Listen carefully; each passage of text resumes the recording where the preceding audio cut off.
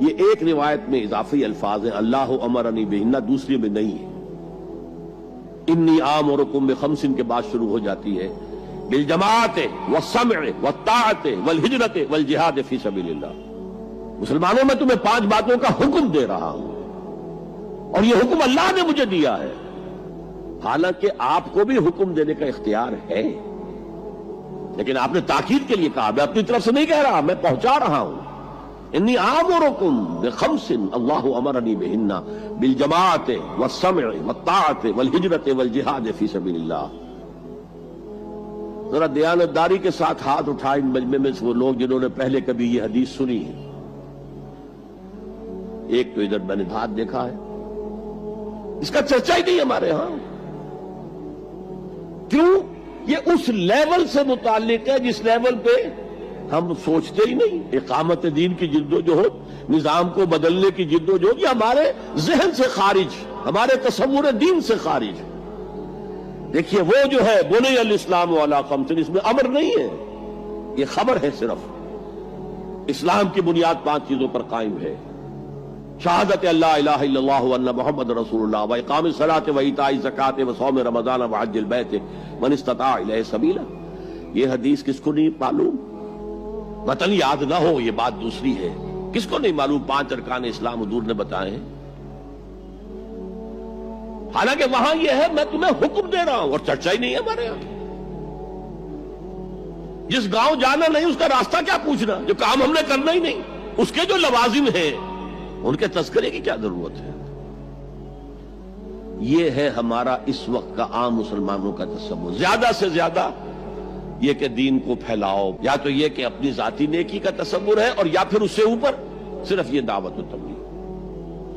اس سے اوپر کی تیسری منزل جسے اقامت دین کہا جائے، جو خصوصی الفاظ حضور کے لیے 3 مرتبہ قرآن میں آئے، هو الذی ارسل رسولہ بالہدی ودین الحق لیظہرہ علی الدین کلہ۔ کسی اور نبی کے لیے 1 دفعہ بھی نہیں آئے، حضور کے لیے 3 دفعہ آئے۔ سورہ توبہ، سورہ فتح، سورہ صف۔ یہ چونکہ چیز ہمارے ذہنوں سے نکل گئی ہے، لہذا اس کے جو متعلقات ہیں اس کی طرف بھی توجہ نہیں ہے۔ سیدھی سی بات ہے، منطقی بات ہے۔ جس گاؤں جانا نہیں اس کا راستہ کا کو پوچھنا۔ یہ 5 چیزیں ہیں لازم۔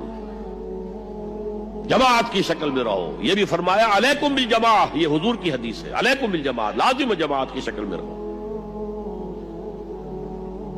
اور حضرت عمر کا قول ہے، اور آپ کو معلوم ہے کہ صحابی کا قول بھی حدیث کہلاتا ہے۔ حضرت عمر فرماتے لا اسلام الا بالجماع ولا جماع الا بالامارہ ولا امارہ الا بالاطاعہ۔ کوئی اسلام بغیر جماعت کے نہیں، کوئی جماعت بغیر امارت کے نہیں، اور کوئی امارت بے فائدہ ہے اگر اس کی اطاعت نہ ہو۔ تو پہلا حکم بالجماع والسمع، اور سنو،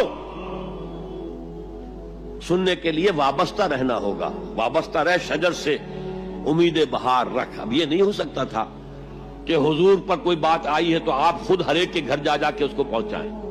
آپ وابستہ رہیں اس نظم جماعت کے ساتھ، جیسے کہ درخت کا پتا جو ہے اس تک بھی جڑ سے لے کر جو غذا آ رہی ہے درخت کے پتے تک پہنچ رہی ہے۔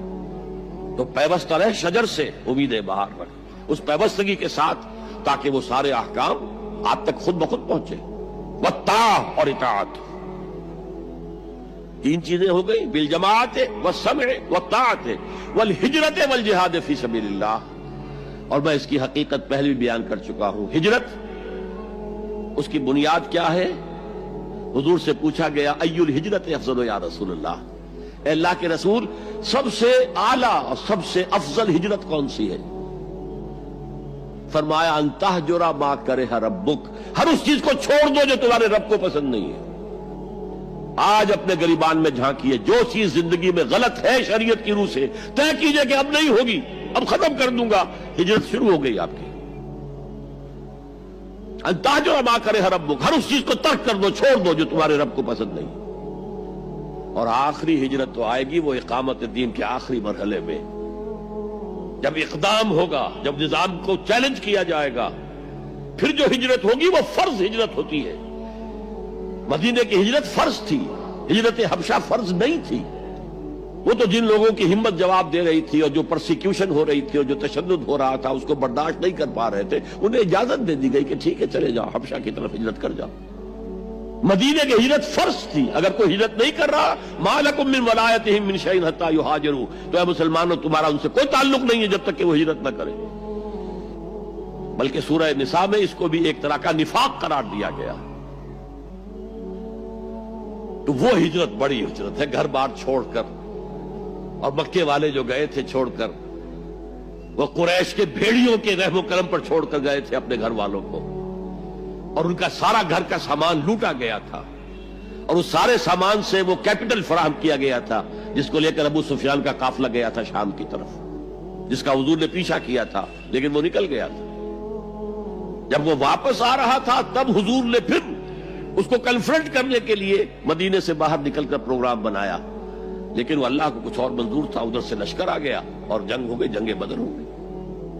تو ہجرت کیا ہے؟ شروع سے ہجرت کیا ہے؟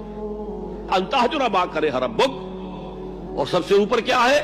گھر بار، اپنے آباء و اجداد کی وطن جہاں آپ کے آباء و اجداد دفن ہے، چھوڑو جاؤ، اور جاؤ وہاں جہاں پوری طاقت مرکوز ہو جائے، تاکہ آپ نظام باطل کو چیلنج کرنے کے لیے ساری طاقت ایک جگہ